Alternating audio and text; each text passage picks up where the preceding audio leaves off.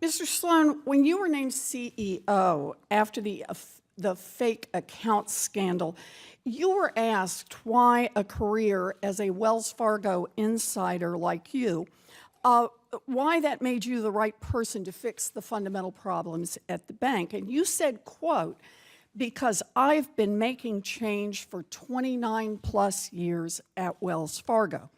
So I want to take a look at your time at Wells Fargo. From 2011 to 2014, the height of when Wells Fargo was cheating customers by opening fake accounts, you served as the chief financial officer. And as CFO, you spoke to potential Wells Fargo investors a lot. On those calls, you aggressively promoted Wells Fargo's ability to open up new accounts, didn't you? No, I didn't. No, you didn't? No. Well, here are the transcripts from all of the investor earnings calls that you participated in from 2011 to 2014. I've read through them. And on these calls, no one, not even John Stumpf, who was the CEO at the time, bragged more about Wells Fargo's ability and commitment to open new accounts for existing customers. In the April 2011 call, for example, I think I've marked that one, you said, "I can't wait to get a credit card in every one of our credit-worthy customers' wallets." Nothing about whether your customers wanted or needed a Wells Fargo credit card. All that mattered was opening new accounts.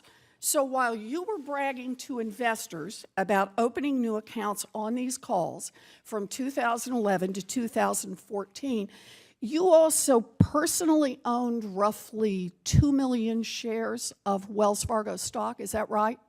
Senator, I don't recall how much stock I owned in Wells Fargo. I'm a very proud shareholder. It's actually in your SEC filing. Sure, So it's public. if that's all out there. accurate, then 2 million shares.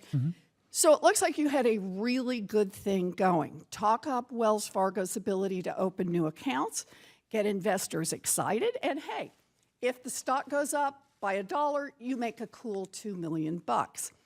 Then, in December 2013, almost 3 years into your time as CFO, the LA Times published a long article on the relentless pressure Wells Fargo put on employees to open new accounts.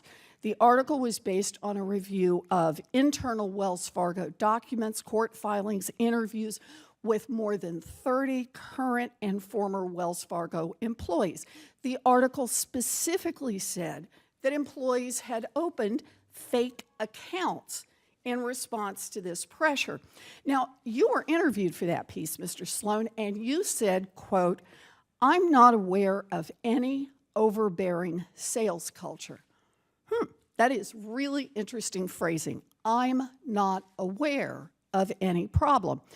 So when the LA Times came to you and showed you concrete evidence of a terrible problem with fake accounts at your bank, did you launch an investigation into the issue before brushing it off?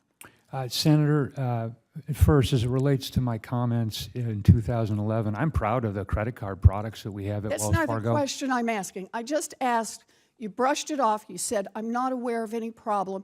Did you open an investigation when someone laid out evidence of fake accounts? Senator, that in that interview, to the best of my recollection with the LA Times, they didn't provide me with any information. It was soon after that, as I mentioned, So I in take that 2013. as a no. So That's when you were correct, asked because this by that question, you did not open an interview. You did not open an inquiry into it. Is that right?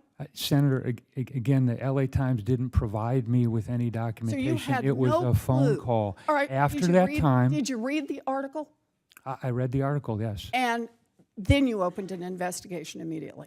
At the same time the article was coming out, that was the time when the community bank elevated this issue to the senior leadership so team. let's talk And that's about the that time that we time. began to take action. Let's talk about that time. You didn't look into the fake accounts, but you went right back to pumping up the stock price by bragging about Wells Fargo's record number of new accounts on your very next investor call. Now let's forward to 2016, 2 months before the fake account scandal became public. You were then the chief operating officer of Wells Fargo. An interviewer asked you whether you thought the bank had pushed sales goals and cross-selling too far, and your answer was, quote, no.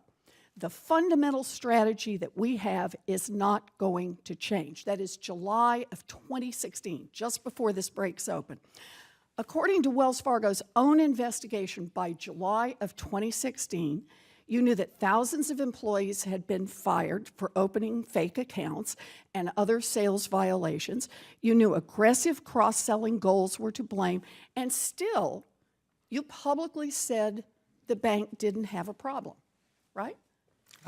Senator, that's incorrect. You didn't say this? That you're Senator, quoted? could you read the entire quote, and could we go through the entire presentation? Because I think in that, Senator, I think in that about whether or presentation, you'll not you see. pushed employees too far, your answer was no. The fundamental strategy that we have is not going to change. And that's a month And I was referring to before the this vision. breaks I was public. referring to the vision of our company. The vision, Of our including the company. fake scandals you No, were being asked Senator, about? every time I give a presentation to our team members, I start with our vision, which is to ground people in the culture of our company, which is that our job is to satisfy our customers' financial needs and to help them succeed financially. Sloan, I'm That's the glad- context that I made that statement. Since I've become CEO, I've made fundamental changes to address the issues that we're talking about today. Mr. Sloan, you were asked about pressure on employees, which caused the fake account scandal. We all know that now. It's public. You knew there was a problem, and when you were asked about it, you lied. This is about personal responsibility. Wells Fargo cheated millions of people for years. The Federal Reserve should remove all of the current board members who served during the fake account scam. And Mr. Sloan, you say you've been making changes at Wells Fargo for 30 years, but you enabled this fake account scam, you got rich off it, and then you tried to cover it up. At best, you were incompetent. At worst, you were complicit. And either way, you should be fired. Wells Fargo needs to start over, and that won't happen until the bank rids itself of people like you who led it into this crisis. Thank you, Mr. Chairman. Mr. Chairman, could I respond to that? Yes, you may. Okay. I want an equal amount of time. Senator, a couple things. First, and I'll get to your criticism of me in a moment, but first let's talk about the board. I think the board has taken very important steps in terms of a thorough, independent investigation that's been made public. Right? That's number one. Number two, the board has taken very strong action in terms of executive accountability that is unfortunately some of the highest in corporate American history. Again, unfortunate. So I don't believe that your criticism of the board are accurate. As it relates to me, again, I think the reason that I'm the right person to run this company today, notwithstanding your criticism, is because I have been making change at this company for 30 years. I have made mistakes. I certainly haven't been perfect. But I think having that knowledge of the company, having the ability to make the change, the actions that I've taken since I become CEO 11 months ago have made fundamental change at this company. So I'm not afraid to make hard decisions when it's needed. And I have the support of 270,000 people. That's why I think I'm the right person. Can I just make a short comment on this? Very I know we're over, but you really want to say, are you kidding? You know, look, you've been there for 30 years, and every one of my colleagues on both the Republican side and the Democratic side who've spoken so far have talked about a broken culture at Wells Fargo, have talked about the fact that the problem starts with leadership. The people who were there and leading Wells Fargo during the time of a years-long scam and multiple scams, as our chairman pointed out, those people should not be left in charge of this business. And when you promoted exactly what was wrong with this bank over and over and over, you went to the stock market and you bragged about it. You made money personally off it. When you were asked about it, you did not tell the truth, and you tried to cover it up. Wells Fargo is not going to change with you in charge.